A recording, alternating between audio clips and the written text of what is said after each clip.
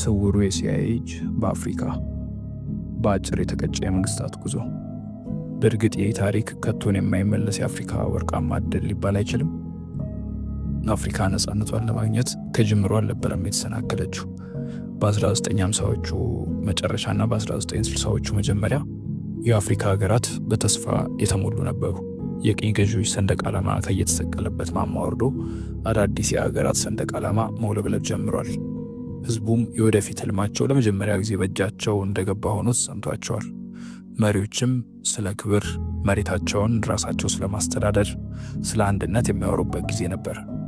ነገር ግን አፍሪካ ነፃነቷን ያገኘችው መጥፎ ሊባል በሚችል ጊዜ ነበር። ዓለም በሁለት ኃያላን ጎራ ተከፍላ በነበረበት ጊዜ አሜሪካ የአንዱን ጎራ፣ ሩሲያ ደግሞ የሌላኛውን ጎራ ትመራለች። አፍሪካ ታዲያ በዚህ መሃል ወታደሮች የሌሉበት የጦር ሜዳ ሆነች። በዚህ ጊዜ ነበር የአፍሪካ ፖለቲካ ኃያል በሆነው ሚስጥራዊ ሲአይኤ የስለላ ቡድን መዳፍ መቅረጽ የጀመረው። ለምን ሲአይኤ ወደ አፍሪካ ገባ? ሲአይኤ ወደ አፍሪካ የገባው አፍሪካን ስለሚጠላ አልነበረም፣ በፍርሃት ምክንያት እንጂ። አፍሪካ የምርም ነፃነቷን ካገኘች የምዕራቡን ቁጥጥር ሊገፉ ይችላሉ በሚል የአሜሪካ መሪዎች ማሰባቸው አልቀረም። የአፍሪካ መሪዎች በአንድ በኩል የሀገሪቱን እምቅ ሀብት በመቆጣጠር በሌላ በኩል የምዕራባውያኑን ድርጅቶች በማባረር ከሶሻሊስት ሀገራት ጋር በጥምረት መስራት ይጀምራል ብለው ከፍተኛ ስጋት ውስጥ ነበሩ። ለሲአይኤ ነፃነት ማለት አደጋ ነው። ስለዚህ የአፍሪካ መንግስታትን እንዲያድጉ ከመተው ይልቅ ድምፃቸውን አጥፍተው ጫና ማድረግም መረጡ። በድብቅ የሚደረጉ ግልበጣዎች ከወረራ እጅግ አስተማማኝ ነበሩ። አፍሪካ ታዲያ ጥሩ የመለማመጃ ቤተ ሙከራ ሆነችላቸው። ኮንጎ፣ የፓትሪስ ሉሙምባ አሟሟት። ኮንጎ ከቤልጂየም ቅኝ ግዛት ነፃነቷን ያገኘችው በ1960 ነበር። ፓትሪስ ሉሙምባ ደግሞ የኮንጎ የመጀመሪያው ጠቅላይ ሚኒስቴር ነው። ሉሙምባ የኮንጎ ማዕድናት ለኮንጎውያን ነው የሚገባው ብሎ ያምናል። ኮንጎ ምዕራባውያኑ በጥብቅ ከሚፈልጓቸው ማዕድናት መካከል ለኒውክለር ኃይል ማመንጫ ዋና ግብዓት በሆነው ዩራኒየም፣ በኮፐር እና በዳይመንድ የበለጸገች ሀገር ናት። ሉሙምባ ደግሞ በግልጽ የሚያወራ ሰው ነበር። በእጃቸው መዳፍ ስር መውደቅን አልተቀበለው። በዚህ ምክንያት ነበር እርሳቸው ውስጥ ሊገባ የቻለው። በኋላ ላይ በግልጽ የወጡ ማስረጃዎች እንደሚያሳዩት ሲአይኤ እንዲወገድ ሲመክርበት እንደቆየ ነው።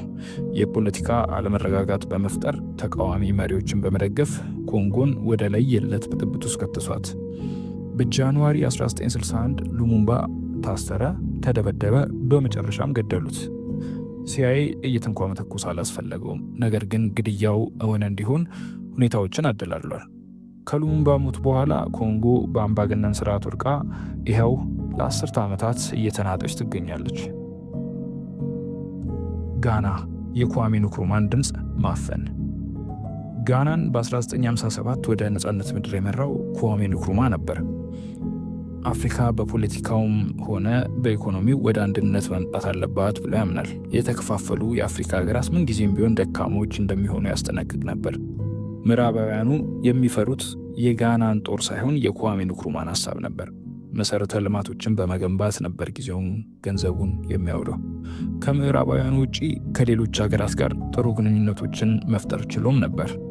በ1966 ንክሩማ ለሰላም ጉብኝት ከሀገር በወጣበት ወታደሮች ስልጣኑን ተቆጣጠሩ።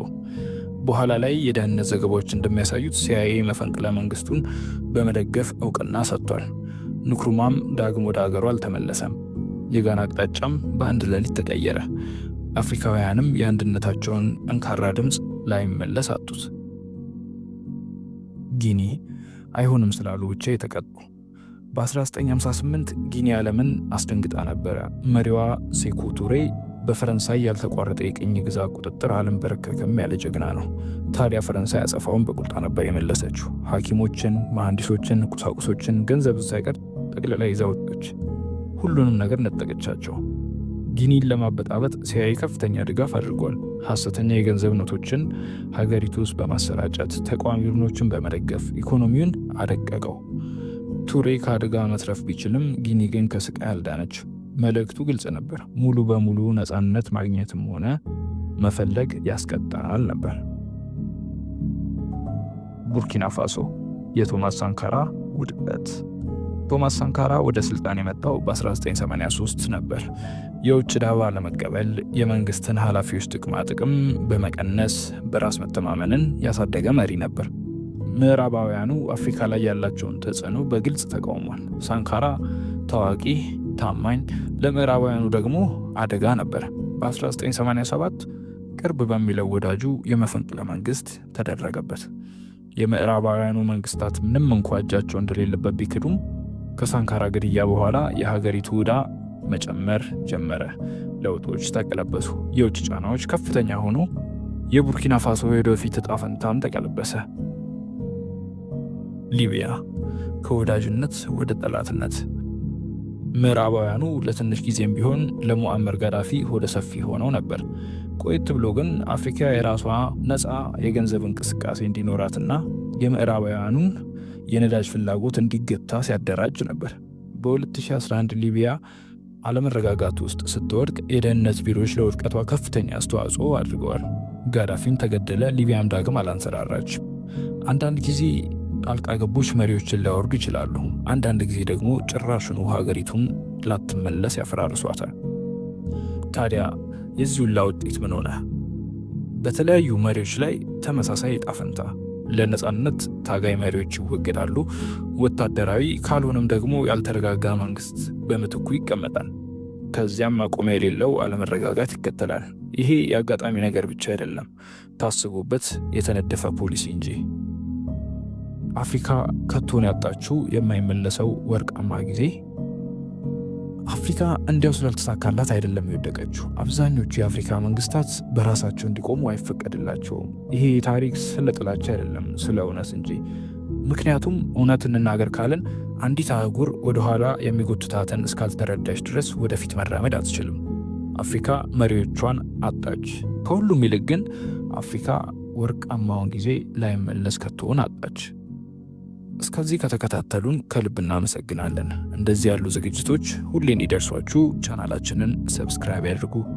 እኛ እዚሁ ጋር አበቃን። በቸር ቆዩን።